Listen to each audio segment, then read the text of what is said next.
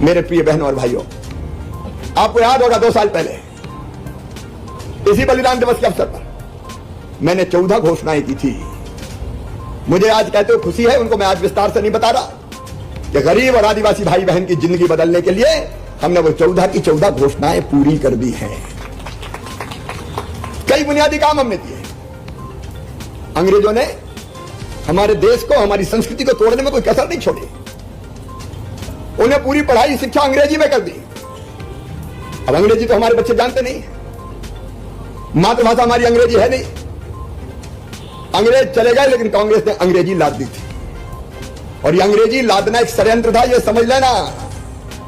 ये षड्यंत्र था कांग्रेस का कि गरीब अन्नू भाई भी बैठे, अगर वहां पर थे तो मैं इनका नाम नहीं लिया मुझे। ये कांग्रेस का षड्यंत्र था।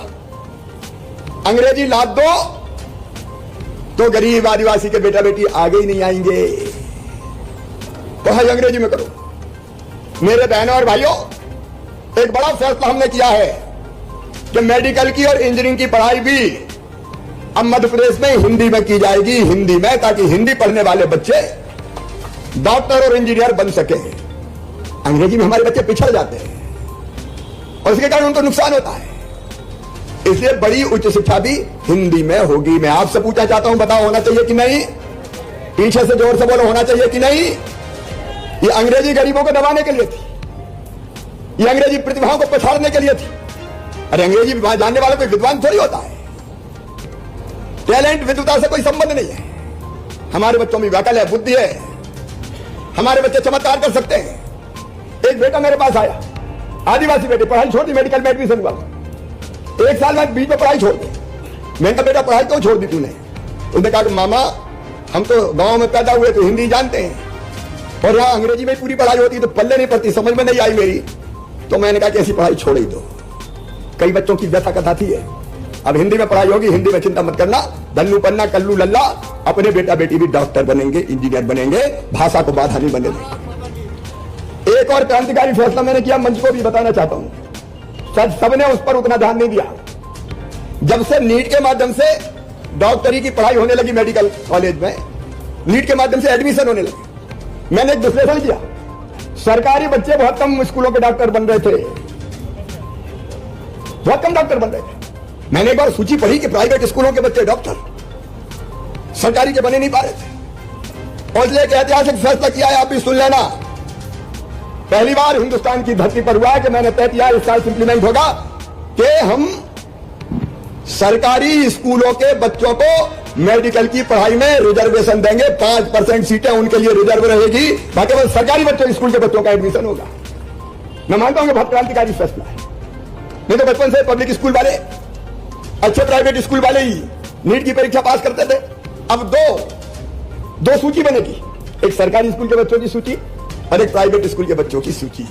सरकारी स्कूल में तो गरीब के बेटा बेटी पढ़ते हैं, निम्न मध्यम वर्गीय भाई बहन के बेटा बेटी पढ़ते हैं, उनको भी आगे बढ़ने का। घोषणा के तहत जितनी भी योजनाएं हैं, सभी योजनाओं का लाभ किसानों को मिलेगा। चाहे आप किसान हो, चाहे आप किसी भी योजना के तहत आते हैं, चाहे आप लाडली आवास योजना के तहत आते हो, चाहे आप लाडली योजना के तहत आते हो, चाहे आप सीएम किसान कल्याण योजना के तहत आते हो। बहुत सारी जो योजनाएं हैं, आवास योजना, मुफ्त योजना, बहुत सारी सीएम किसान कल्याण योजना के तहत आते हो आप। सभी योजनाओं के तहत आपके खाते में अतिवृष्टि ओलावृष्टि का पैसा किसान साथियों आएगा। मतलब अतिवृष्टि ओलावृष्टि मतलब बोले तो फसल बीमा का भी पैसा आएगा।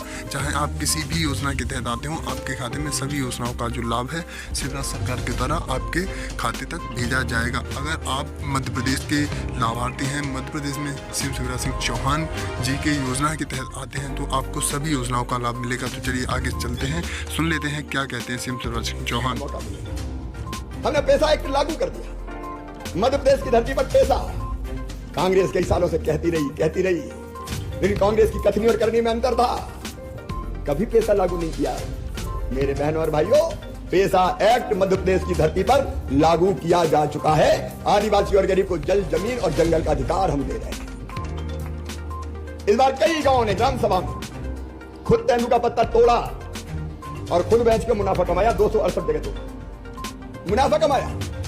वो मुनाफा सरकार की जेब में नहीं गया, वो मुनाफा गया आदिवासी और तेंदू पत्ता तोड़ने वाले भाई और बहनों के घर में। यह आर्थिक सशक्तिकरण का अभियान है।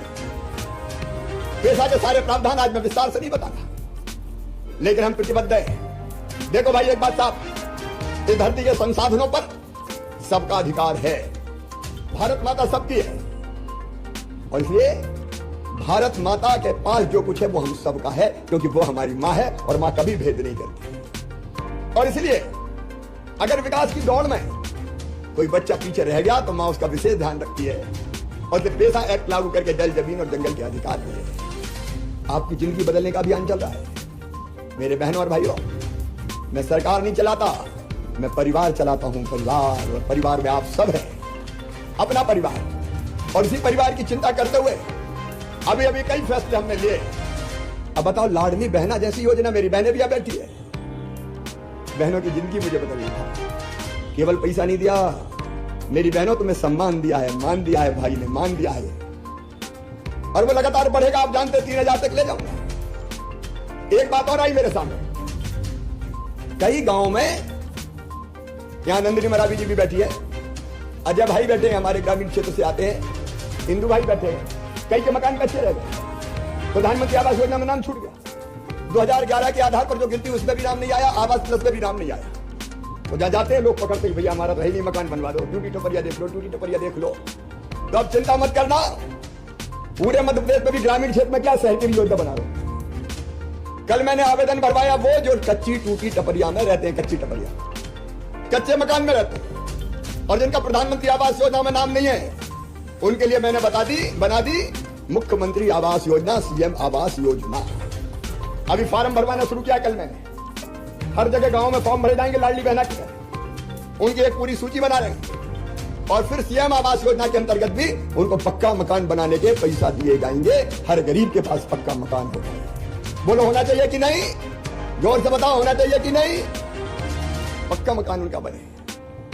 और उसके साथ साथ मेरी बहनों, लाडली बहना तो चल ही रही, लेकिन सिलेंडर थोड़ा ज्यादा पैसे में आता था।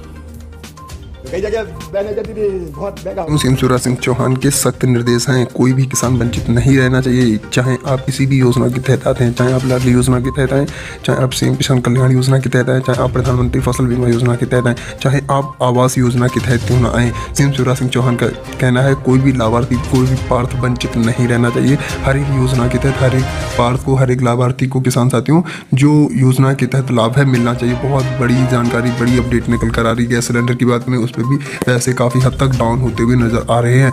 तो कई बड़े ऐलान भी हैं, कई बड़ी जानकारियां भी हैं जो निकल कर आ रही हैं। आपके लिए बड़ी उससे बड़ी खुशखबरियां भी हैं।